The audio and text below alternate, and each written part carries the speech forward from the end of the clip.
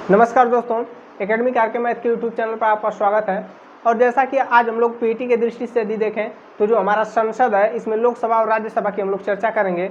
और यदि बात करें हम संसद की तो देखिए, संसद की बात करें तो संसद जो है हमारे भारतीय संविधान के भाग 5 में इसका उल्लेख है। और क्या है, संसद का उल्लेख अनुच्छेद 79 में यानी 79 में है। यदि बात करें संसद की तो संसद जो है यह फ्रेंच भाषा का शब्द है और संसद का जनक जो है ब्रिटेन को कहा जाता है, ठीक है। और भारतीय संविधान में संसदीय प्रणाली जो है यह अभी ब्रिटेन से लिया गया है। यहाँ पे बात करें तो संसद के 3 अंग और 2 सदन है, ठीक है। 3 अंग और 2 सदन है। यहाँ पे सदन की बात करें तो राज्यसभा और लोकसभा।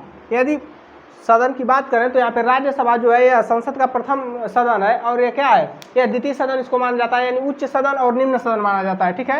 राज्यसभा को उच्च सदन और लोकसभा को निम्न सदन कहा जाता है। और अंग की बात करें तो इसके 3 अंग है, जिसमें राज्यसभा और लोकसभा के साथ क्या है, राष्ट्रपति भी है, ठीक है। यदि यहाँ पे देखें तो राज्यसभा का उल्लेख अनुच्छेद 80 में है और इसके सदस्यों जो चुनाव होता है राज्यसभा के सदस्यों का, यह क्या होता है, अप्रत्यक्ष रूप से होता है, ठीक है।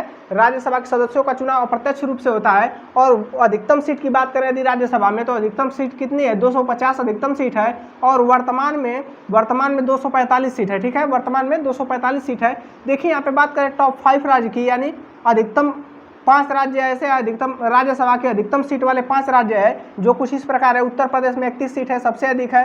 फिर महाराष्ट्र में 19 सीट, तमिलनाडु में 18 सीट, बिहार में 16 सीट, पश्चिम बंगाल में क्या है, 16 सीट, ठीक है। और केंद्र शासित प्रदेश की बात करें यूटी की तो जम्मू कश्मीर से 4 सीट, दिल्ली में 3 सीट और पुडुचेरी में 1 सीट है, ठीक है।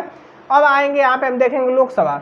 तो लोकसभा की बात करें यदि हमें तो ये क्या है, यह संसद का दूसरा भाग है, यानी दूसरा सदन है और यह क्या है, निम्न सदन है। इसके बाद बात करें तो इसका उल्लेख अनुच्छेद क्या है, 81 में है, यानी 81 में है। और सदस्यों का चुनाव इसका जो होता है, लोकसभा के सदस्यों का चुनाव यह प्रत्यक्ष रूप से होता है, ठीक है, प्रत्यक्ष रूप से होता है। और यह क्या है, इसमें अधिकतम सीटों की संख्या यदि देखा जाए तो लोकसभा में अधिकतम सीटों की संख्या क्या है, 550 है। और वर्तमान में 543 सीट है, ठीक है। वर्तमान सीट की बात करें तो 543 है। और यहाँ पे टॉप 5 राज्य की बात करें तो लोकसभा में सबसे अधिकतम सीट वाले 5 राज्य, जैसे उत्तर प्रदेश में 80 सीट है, महाराष्ट्र में 48 सीट, वेस्ट बंगाल में यानी पश्चिम बंगाल में 42 सीट, बिहार में 40 सीट और तमिलनाडु में 39 सीट, ठीक है। और यहाँ पे केंद्र शासित प्रदेश की बात करें तो दिल्ली में 7 सीट है, जम्मू एंड कश्मीर में 5 सीट और पुडुचेरी में 1 सीट है, ठीक है।